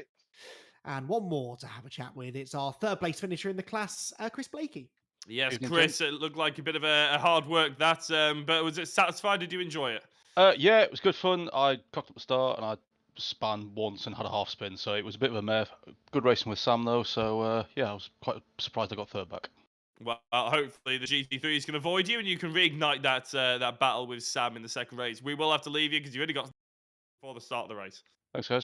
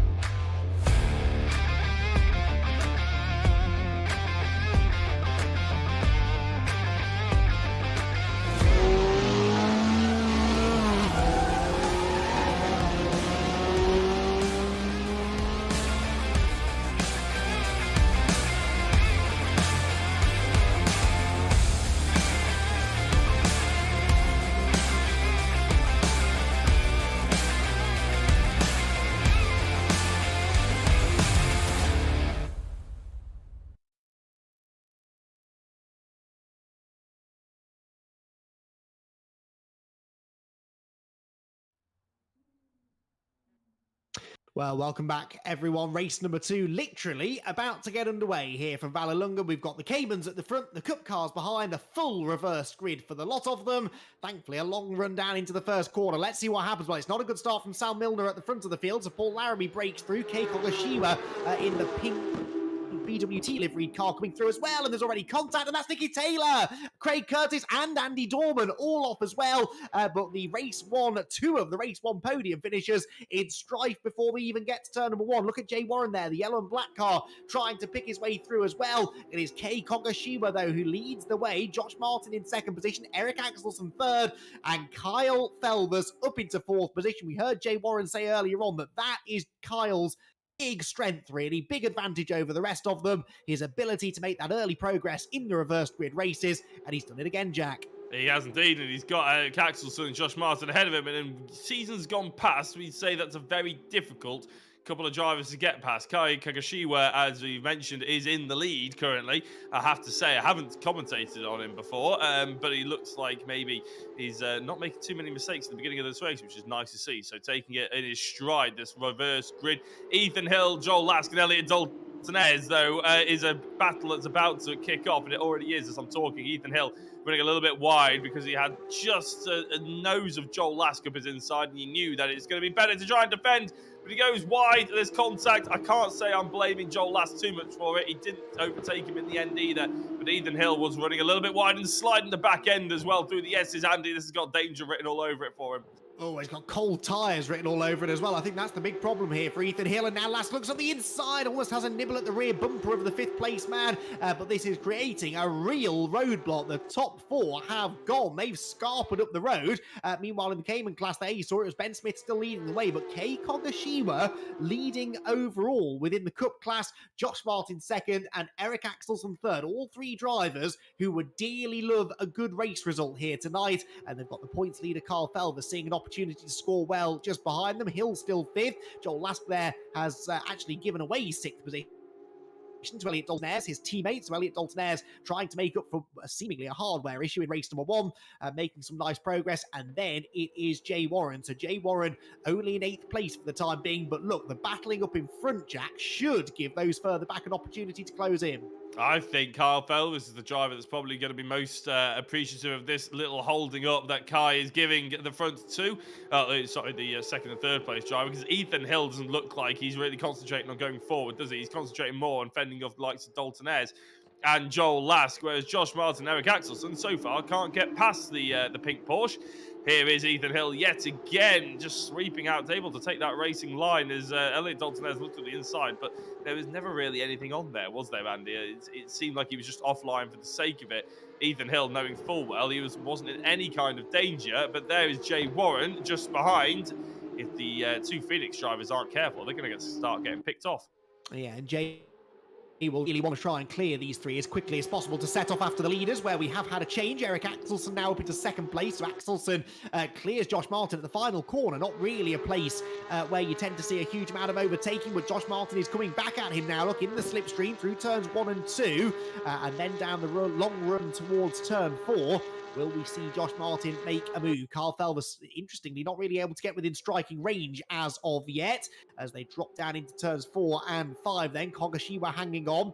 Axelson into second, but Kogashiwa's understeered off the road, and through goes Axelson, through goes Martin, through goes Felvis. Just a little bit too eager on the loud pedal there. You would think you could understeer in a rear-engined, rear-wheel drive Porsche, but turns out that you can, and Kei Kogashiwa, unfortunately, drops off the podium. Yeah, making it the easiest pass they could all three of them think to muster as well. It was probably going to go. They were probably going through scenarios in their head about how they were going to get past him, where they were going to get past him, and also he just jumped off the circuit for them. I'm sure they'll appreciate it. As the Phoenix Sim Racers still battling over who is the first person to be able to try and overtake Ethan Hill. Now, Ethan Hill might have a bit more of a headache here because all of a sudden he's the one who's got to get past Kai Kogashiwa, and he might well end up going a little bit too slowly for the likes of the Phoenix drivers. So they could end up taking advantage of the slower cars as the two retry racing machines almost are flying to the back of each other. I do wonder why. Have we ever got an explanation as to why they changed their name from Mean Green Racing Machines or whatever they were before?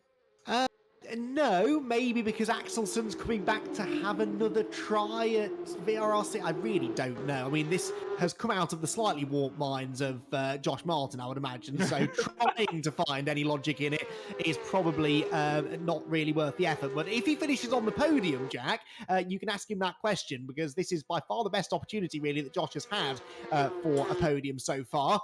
And, well, given the fact that the chasing pack aren't really catching these three yet, he might just be able to stay there to the flag. And Carl Felvis doesn't look super racy either in third position. So right now, Axelson and Martin reasonably comfortable out in front. Then it's Kogashiwa in fourth. In the Cayman class, by the way, should point out, Paul Laramie went off on the opening lap. I didn't get a chance to mention it at the time, but Laramie went off on the approach to the tight left-hand hairpin at Serrata, which is sort of just beginning the second half of the lap. So not sure how he got there. There must have been contact with somebody. But there you can see he's just got himself back ahead of John Jones. So that's now fourth place in the class, but that, Jack, is not what Paul needed.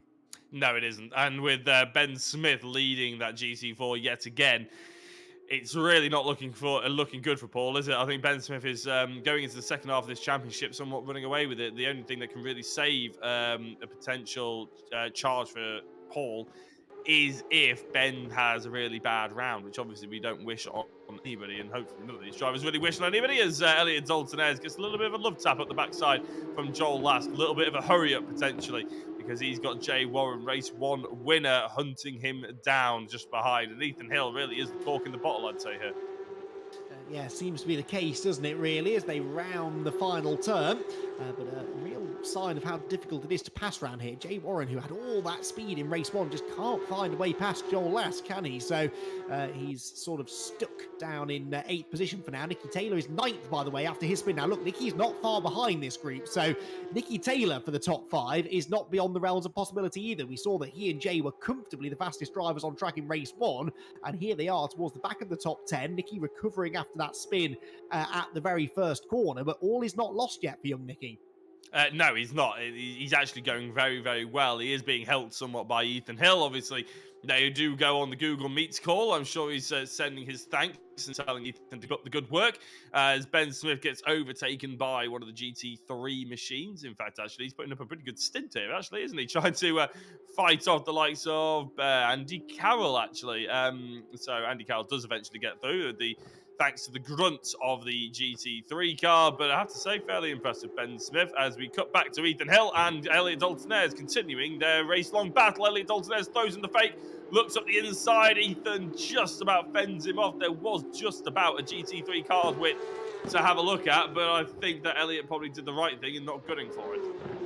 Yeah, I think you're probably right. Discretion the better part of Valor, but they're really stacking up now, aren't they, behind Ethan Hill, who interestingly can't keep up with Kei Kogashiwa. Kogashiwa, despite that little mistake that he made earlier on, is actually putting together a really solid race here in 4th position. Then it's Hill, Dalton Ayres, who looks up the inside at the last corner. The door is left open, in fairness, by Ethan Hill, but they're both going to be slow off the turn. And in the end, Dalton Ayres slots back in behind, so Ethan Hill gets away with running a bit wide there at the final corner.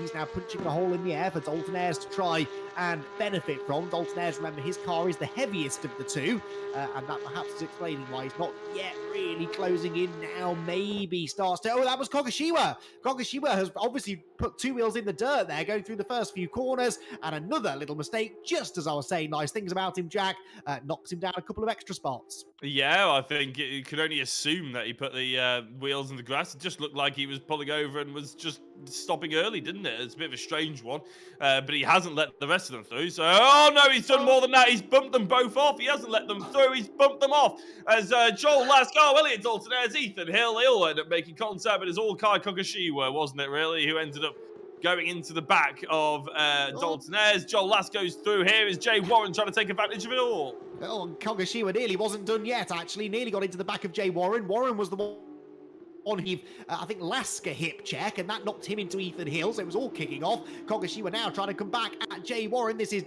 dangerous stuff, really, for Jay, who is at least now starting to pick up some places, but now finds himself right in the hornet's nest, gets a headbutt from Kogashiwa, who's not making many friends in this race. In the end, Jay Warren manages to hang on just about, but that was a very, very entertaining and dramatic half a lap or so. It all settles out with Lask 4th, Dalton Ayres 5th, and Jay Warren up 2 into 6th position. Kogashiwa now actually letting through Nicky Taylor. That's interesting. So Nicky Taylor, things made a lot easier for him than they were for some of those that Kay had just been battling with. But you've got to feel for Ethan Hill, really, there, Jack, who did nothing wrong and ended up falling well out of contention.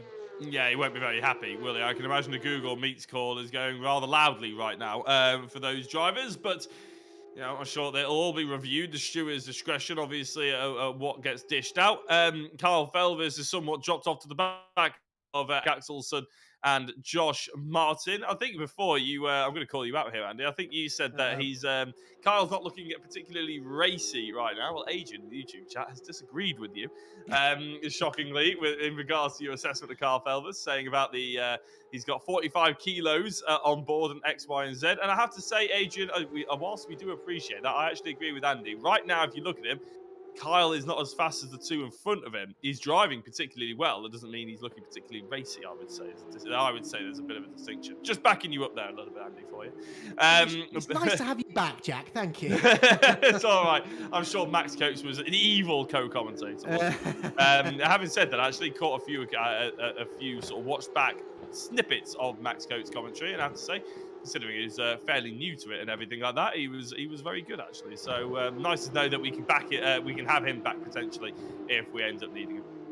Indeed so, but yeah, absolutely. It's been an interesting race, this, for Carl Felvers. And yeah, when I say not racy, I mean just doesn't look like he's got the pace really to attack. Of course, the weight is the reason for that, but I think he's quite content really to settle for 3rd position and let the 2 teammates battle it out in front of him. Speaking of teammates battling, this is Lask and Dalton. Well, there was Lask and Dalton there's fighting over 4th place. Now Ethan Hill has caught with Kei Kogashiwa again. It's going to be an interesting little conversation going through the first couple of corners, but Ethan Hill, sorry, that's Andy Dorman, excuse me, the other pinky coloured car. Andy Dorman, who was off at the first corner, remember, along with Nicky Taylor, is now managing to close back in on Ethan Hill, but only 9th place. That wonderful, consistent run that Andy Dorman's had so far this season looks like, unfortunately, it's going to come to an end, and a particular shame after what was a season's best finish in race 1. Yeah, it is a bit gutting, isn't it? And unlike Nicky Taylor, he hasn't been able to quite carve through as well, has he? It's maybe he had a big, as I said, we didn't really see much of it, unfortunately. But that's what happens when they have to sort of find their way past the GT4 cars. Obviously, the GT3s are going left, right, and centre, trying to part the season, all that sort of thing. It gets a little bit messy. And when you're going through such a fast turn 1 and turn 2, it can get even dicier, can't it? So, yeah, luckily, most people managed to get away with it, and there weren't too many major casualties. But as we see Joel Lask and Elliot Dalton Ayres try to start fighting each other, they've got Who have they got actually behind them? It is Jay Warren. Yeah, it is Jay Warren, isn't it? And then Nicky Taylor. So, yeah, somewhat. Carl Felvis, I don't think really has to worry too much in third place about these guys catching up. There's a pretty big margin, about 5 seconds to gap. Exactly, and of course it was really Jay and Nicky who took big points out of him in race 1, and now he's taking big points out of them, in fact more points out of them really, at the moment in race 2. So yeah, I think Carl will be pretty satisfied. There's not much chance over the next 12 minutes that any of this lot are going to catch him, so really this group resigned to battling over 4th place, I suspect, between now and the flag. So Elliot Dalton-Ayres following his teammate. Always a difficult position to be in this, I think, Jack, really, because Dalton-Ayres, well, actually has been on a similar pace to Joel this evening, but so far this season, Dalton-Ayres has been the quicker of the two. He's the highest up in the championship standings of the two, and he'll be very eager, I'm sure, to try and get past Joel Lask and score some extra points, but Joel isn't really the moving over kind of driver, is he? And he's actively defending there, actually heading down into turn number 6. So, yeah, Dalton-Ayres in a difficult spot, wants to go on the attack, but very mindful of the fact that it's his teammate ahead of him. This is really embarrassing, but I can't remember who Joel Lask's teammate used to be. Scott Bugner. Scott Bugner, that's it. They didn't mind the whole teammate fighting each other style of racing, did they? So you got to wonder whether Elliot Dalton-Ayres has got into this agreement and this relationship knowing Joel Lask doesn't really care whether your teammate or not, or whether he's expecting some nice treatment. I suppose we're about to wait and see. Yes, yeah, I remember fondly those Scott Bugner, Joel Lask battles that, well, Ethan Hill unfortunately was having a battle with Andy Dorman. That's clearly gone south. He's been off the road, and Andy Carroll launches up the inside and leaves him plenty of room on the exit of the corner. So much room that actually Ethan Hill's going to manage to stay in front of him. No, he's not. He's going to run out of grip on the dirty side of the road. And off he goes. You can actually see there, can't you, through the S's particularly, there is a grippy racing line. And then off the line, it's very dusty and dirty indeed. Meanwhile, 2 teammates at play at the front of the field. Hopefully they're not going to channel their inner Joel Lask and Scott Bugners, because Eric Axelson and Josh Martin look to be cruising here to a pretty comfortable 1-2 finish. The question is, does Josh Martin get greedy and try and claim his first victory of the season? Well, it would be fairly embarrassing if he doesn't. They take each other off, though, wouldn't it? Or they get caught by Kyle Felvis. And given Josh's qualifying position and where he finished in race 1, I would be quite happy with second place if I was him. But you never know. And also, with Eric Axelson, makes it a mistake here or there as well, because we now know he's sort of got that in the locker. And with a lack of pressure, do we see the old Eric Axelson come back, or do we see one that maybe has a few leaky mistakes in him? We'll wait and see. But a driver who doesn't seem to have any kind of mistake in him, not that we've seen over the course of tonight, and I'm not sure whether over the championship, but Ben Smith has been somewhat, dominant, hasn't he, really, Andy? It's been another display of, domination. It's been very good. It has, yes. Couldn't think of another word then. I'll be honest. Jack. Yeah, no, domination is the word, honestly, worth repeating, because he has not put a foot wrong, really. We've not seen him make a mistake at any point. He assures us that he has, but they've been very minor, certainly compared to those of his rivals, and just hasn't ever really looked like losing so far this season. So that's continuing again here at Vallelunga.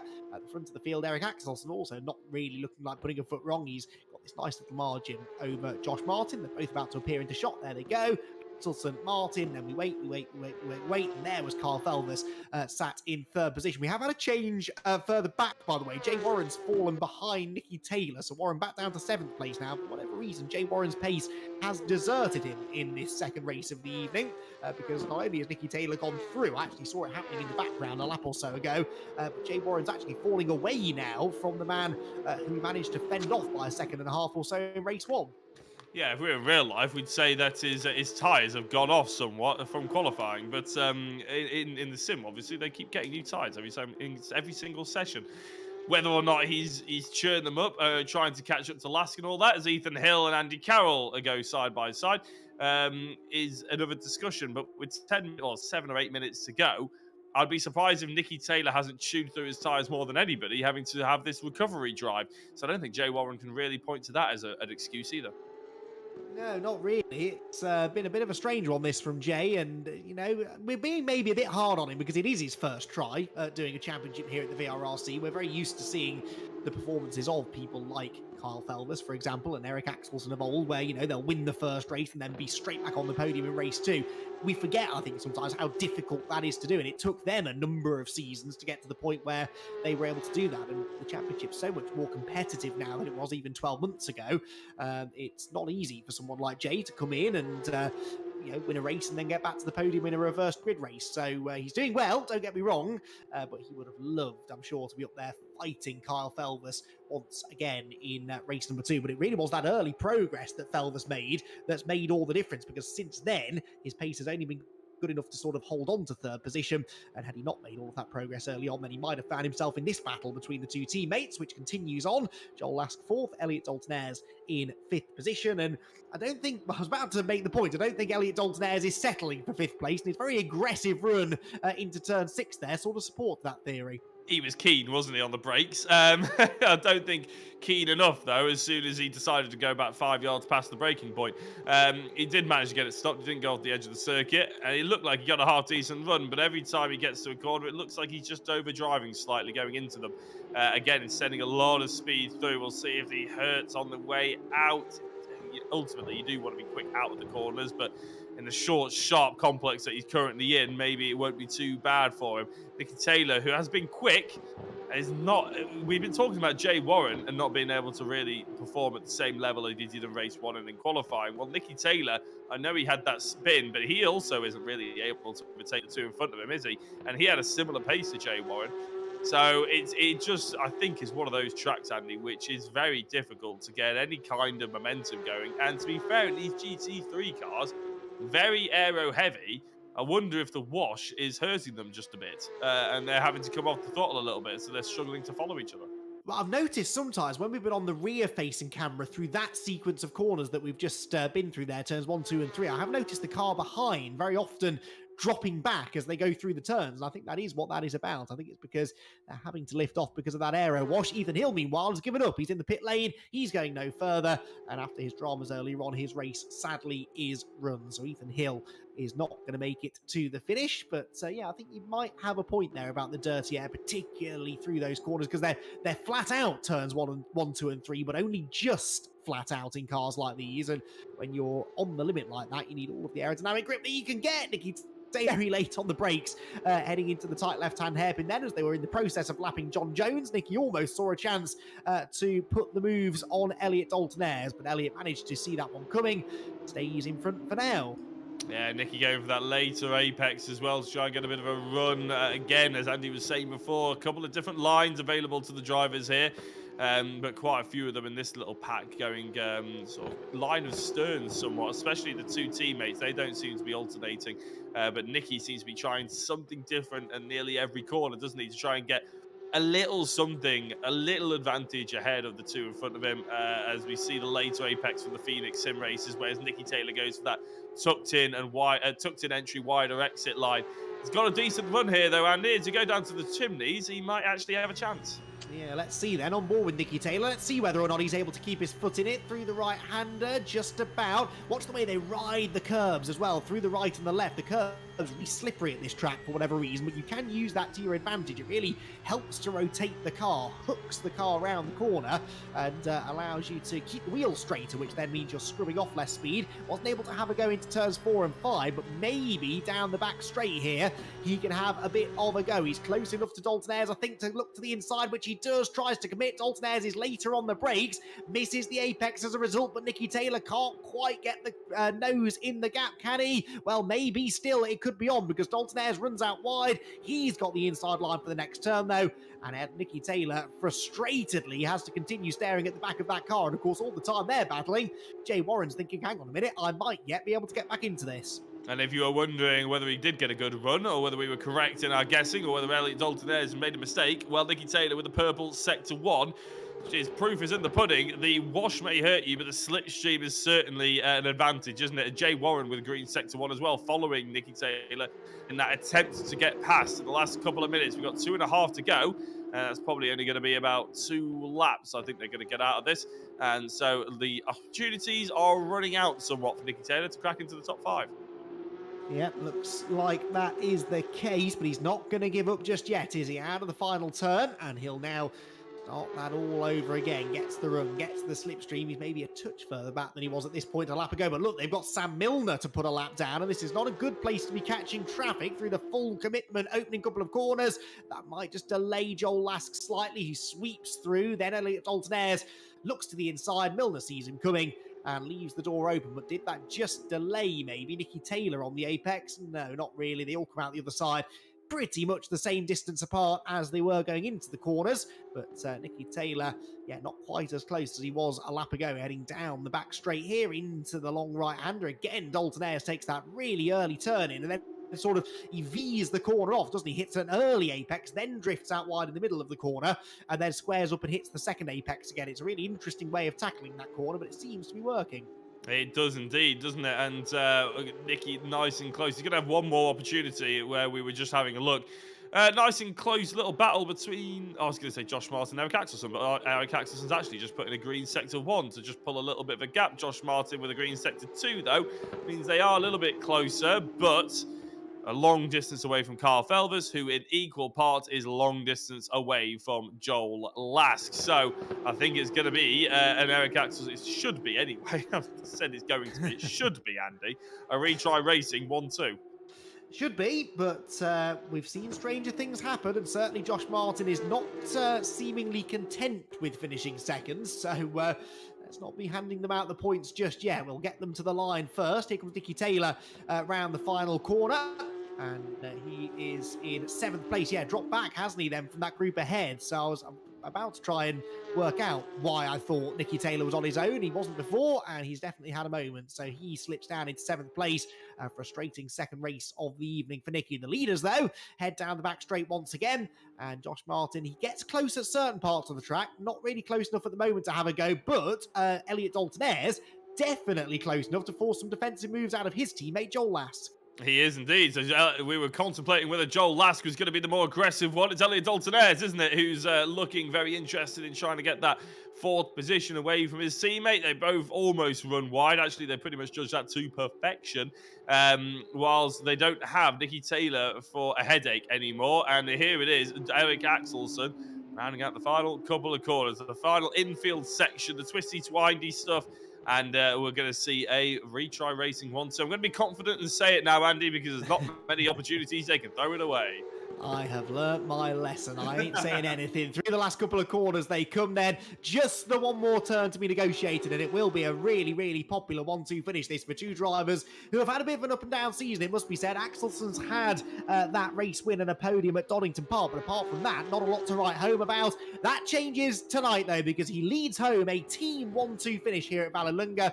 Axelson the winner, Josh Martin on the podium for the first time this season, whilst Kyle Felvers will be very, very happy with a 3rd place finish from a championship perspective. Then it's Lask who fends off his teammate Dalton Ayres for 4th. 6th position then for Jay Warren. 7th, a disappointed 7th for Nicky Taylor.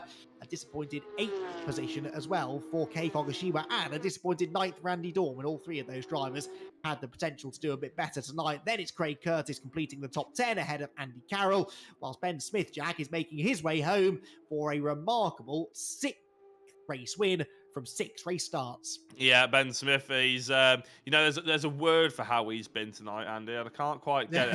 I think it begins with D.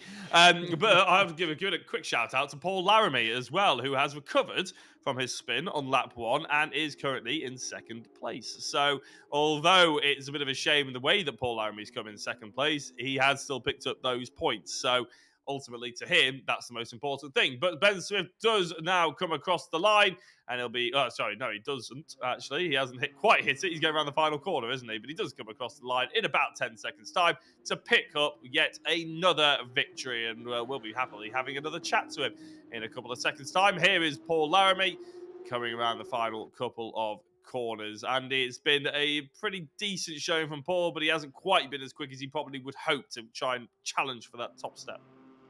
Yeah, frustrating again, really, for Laramie, losing quite a chunk of points now in the championship.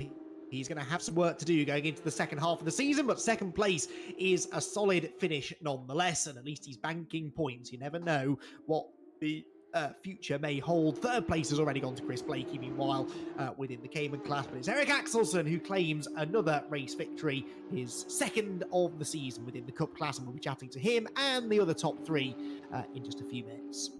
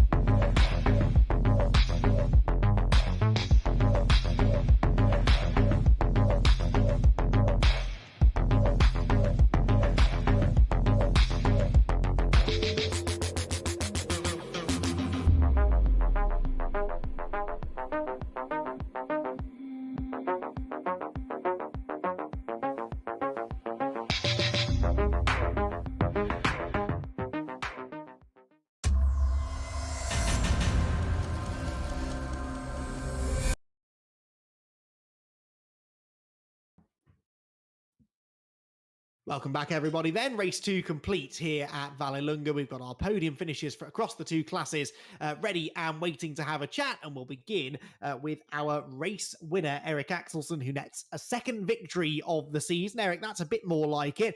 Fair to say, I think, that you've had better pace, really, over the last couple of weeks than your results would show. Just a bit of bad luck, really, finding you. And that was true in race 1 tonight, wasn't it? Yeah, yeah, that's correct analysis, I think.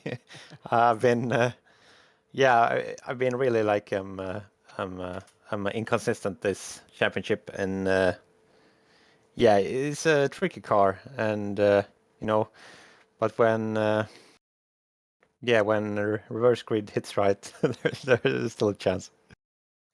Yeah, that was the one bit of good fortune you had, I suppose. You had that good grid position for race 2, but you had company throughout that race in the shape of your teammate Josh Martin. Now, how hard do you think he was pushing? Was that just a bit of formation flying for retry racing, or were you having to watch your mirrors? No, but I mean, he felt like he had a pace for sure. So I think I couldn't make any mistakes. You know, he would. If I made any mistakes, he would have taken me, I think. So, yeah, that was a good one. And obviously a much needed pair of results, really, for the championship as well, because you were third coming into this week, and Theo not being here means you might have moved up into second place. So do you think over the second half of the season you've got what it takes to really take the fight to Kyle? We'll see. We'll see. It's tough, and I already had my drop round for sure. So I need to really outperform to be able to be a championship contender this championship, I think. Well, at least you managed to end the first half of the season with some good results, Eric. Congratulations on the race again next week. Thank you, Andy. So that's Eric Axelson, then the race winner in the Cup class. Now, Jack, I think, is able to have a chat with the man who certainly was pushing him hard there in the closing stages. Yes, indeed, Josh Martin.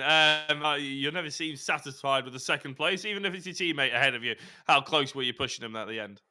Oh, I was giving it 100% all race. That's as fast as I could go. He's just so fast. That's what we like to hear. It wasn't just race 2 where you were giving him the attitude either. Race 1 looked like it was pretty spicy between the two of you as well. Yeah, race 1, I dropped it going around turn 2 at the start, so I ended up in no man's land at the back, and then Eric come to join me there at the end, and we had a good little race in race 2. Didn't take him out unlike last week, so I spun him around last week. So it's nice to keep him in the straight line this week. Yeah, there'd be bags and fisticuffs in the garage later on, luckily. But a race 2, you just said you were languishing in race 1. I didn't want to be so insulting, but it looked like a bit of a struggle. What happened in race 2 then? Because all of a sudden, I know it's reverse grid, but the pace picked up as well. My pace was actually quicker in race 1. Oh, really? Okay, Yeah, that shows how yeah. much I was paying attention. I was super consistent lap time wise, but I was probably averaging a tenth and a half down on what I was averaging in race 2. It's just race 2. I dropped it at turn 2 at the start, so my race was over really before it began. Kind of been the story of this season, because I feel I've had good race pace in quite a lot of the races, but my qualifying's been rubbish, which doesn't help. And I don't know, I just end up crashing, spinning, getting caught up in things. And it was nice actually. I had a damage-free car that whole race, which I seem to keep picking up damage from turn 1 and stuff in the previous few races. That is nice because, of course, in the sim it is so expensive to fix the front bumper and stuff like that, isn't it? So it's nice to save the pennies. Oh yeah, it costs an absolute fortune. Yeah. Well, Josh, congratulations on the second place, and always nice to catch up with you as well. And good luck for the. Cheers. Thank you very much.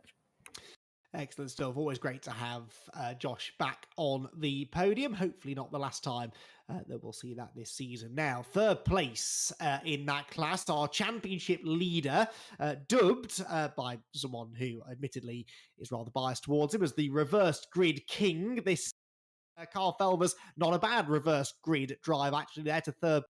I was getting told off mid-race for accusing you of not being very racy, but I think really it was just the you back, and I think you're probably quite satisfied, really, with the points you've scored tonight.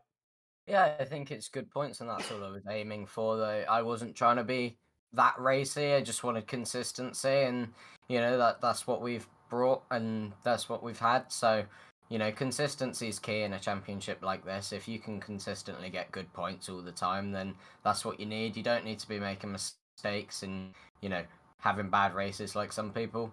But yeah, just... It was good. I wouldn't say I'm a reverse grid king, but I don't know where we got that one from. But yeah, no, the reverse grid was good. I mean, the fact that you almost always seem to pick up about 10 places minimum on the first lap is possibly what's leading some people to call you that. But hey, there are worse things you could be called, Kyle, so I would take it if I were you. Championship contender clearly is something we're calling you as well. We know that's been very much on your mind all season long, really. Are you confident that sort of almost slow and steady winning the race strategy of just banking the points, being consistent, is that going to be enough to net you a championship at the end of it? We're halfway through now, after all. Yeah, as long as I'm getting every race. I mean, we're halfway through, haven't come off the top step yet, so it's definitely looking promising. But the weight, that definitely holds me back. I mean, I think the weight definitely played a factor at Vallelunga, and yeah, that's why we were just going for consistent points. So I think as long as we keep getting those top 5s, we'll be perfectly fine. The good news is you're heading next to a track which is perfectly flat and doesn't have any really tight corners to look the weight around. Oh wait, we're going to Oulton Park. Good luck with that, Kyle, but congratulations on the result tonight. Good to have you back on the podium, and yeah, championship-wise too. Thanks, Andy. So that is your Cup class podium. We now move on to the Caymans. Now, Jack, I joked last week that I was very soon going to run out of questions to ask our runaway race winner, Ben Smith. I'm very happy you've come along now to ask him hopefully some new and interesting questions about his dominant performance. Oh, I've got loads lined up. Ben Smith, what did you have for dinner? Oh God, you're testing me now. I can't even remember. There's no point asking you about the race then, if you got that short-term memory. Let's talk about the race very quickly. All the eventful bits were right at the beginning, so hopefully you can remember that far back. Yeah, I was quite disappointed actually to see Paul going off into the grass. I was really looking forward to a good race there, but from then on, I just cracked on. That was it, really. It was a bit dull, I've got to say.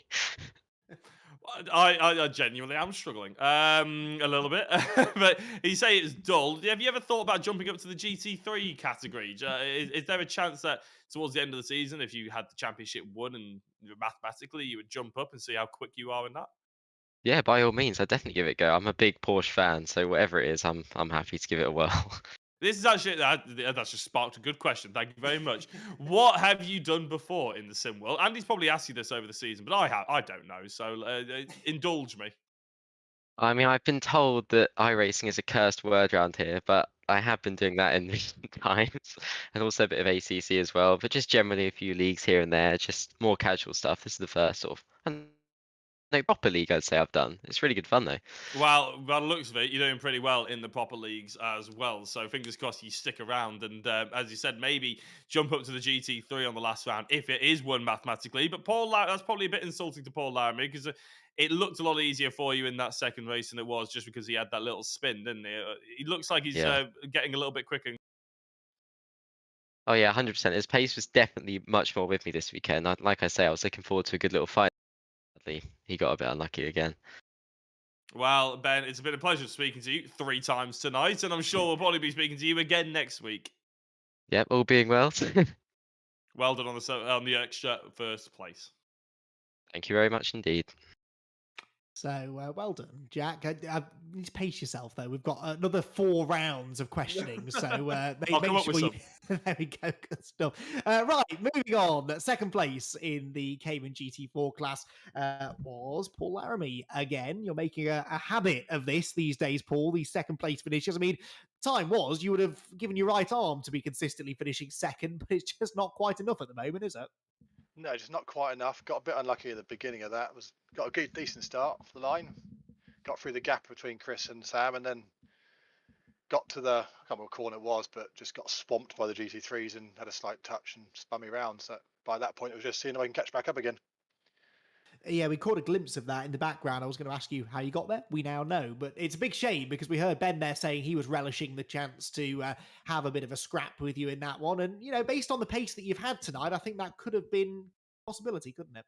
Yeah, it was. I mean, like I say, I got a decent start. I got in front of Ben, but just kind of got a bit swarmed into I had cars either side going into the tight left-hander, so it just got a slight touch. But yeah, really, it would have been a good battle, I think.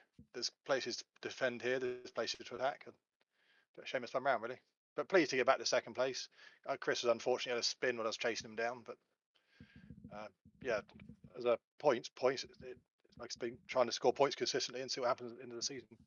Well, we now head to Oulton Park, which I'm sure is a track that you've got some real world experience of. It is a real driver's favourite, and it's a place where maybe carrying the extra ballast could just hold Ben back enough that you're really able to take the fight to him. What do you think?